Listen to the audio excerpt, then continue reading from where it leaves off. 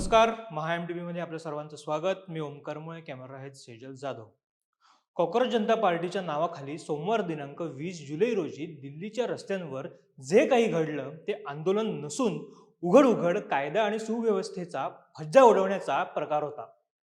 संसद भवनावर मोर्चा काढण्यास कोणतीही अधिकृत परवानगी नसताना आंदोलक तिथं जाण्याचा प्रयत्न करतात आणि त्यांना जेव्हा पोलिसांकडून अडवलं जातं तेव्हा ही लोक पोलिसांवर दगडफेक करतात. अशा वेळी पोलिसांनी शांत बसावं अशी विरोधकांची अपेक्षा आहे का? दिल्लीत कायदा हातात घेणाऱ्यांवर आणि पोलिसांवर दगडफेक करणाऱ्यांवर कारवाई झाली तर त्याचा राग महाराष्ट्र बंदची हाक पुकारून का काढला जातोय? लोकशाहीत आंदोलनाचा अधिकार प्रत्येकाला आहे, पण हिंसाचाराचा अधिकार कोणालाही नाही. पोलिसांवर दगड फेकायचे आणि नंतर पीडित असल्याचा आव आणायचा ही दुटप्पी वृत्ती आता उघडी पडली आहे. आंदोलक आणि पोलिसांमध्ये झालेल्या चकमकीत 118हून अधिक पोलीस कर्मचारी जखमी झाले. या प्रकरणी सुमारे 70 लोकांना पोलिसांनी ताब्यात घेतल्याची माहिती आहे. पोलिसांनी दिलेल्या माहितीनुसार त्यांनी आंदोलनकर्त्यांना समजवण्याचा प्रयत्न केला, मात्र ते मागे हटण्यास तयार नव्हते.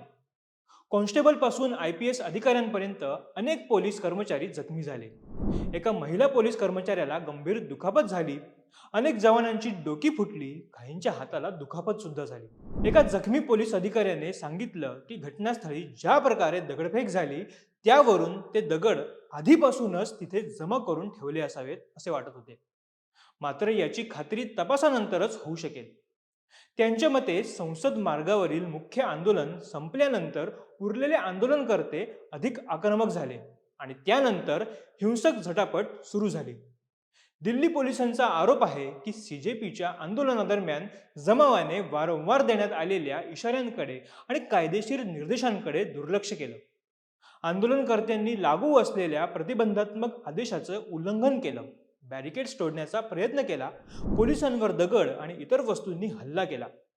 तसेच शासकीय वाहनं आणि सार्वजनिक मालमत्तेचं त्यांनी नुकसान सुद्धा केलं. काही व्हिडिओ असे समोर आलेत की ज्यामध्ये पत्रकारांवर हल्ले झाल्याचे स्पष्टपणे दिसते. CJPच्या आंदोलनाचे वार्तांकन करण्यासाठी आलेल्या विविध माध्यम संस्थांच्या पत्रकारांना केवळ धक्काबुक्कीच करण्यात आली नाही, तर गोदी मीडिया हाय हाय अशा आक्रमक घोषणा देत त्यांना घाबरवण्याच्या उद्देशाने मॉब लिंचिंग सारखी परिस्थिती निर्माण करण्यात आली होती. CJPच्या आंदोलनकर्त्यांच्या नावाखाली वावरणाऱ्या या भाडोत्री गुंड प्रवृत्तीच्या हिंसक झुरळांचे खरे स्वरूप सर्वांसमोर येते.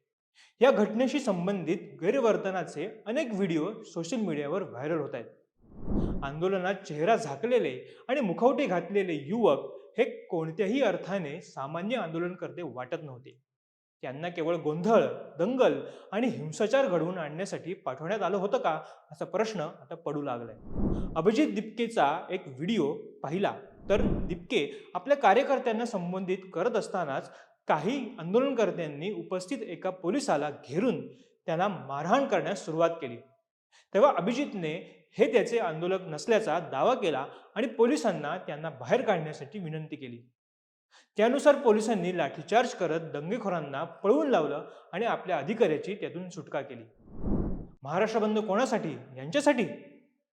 दिल्लीत आंदोलनाच्या नावाखाली सुरू असलेला हिंसाचार 21 जुलैच्या रात्री उशिरापर्यंत सुरू राहिला.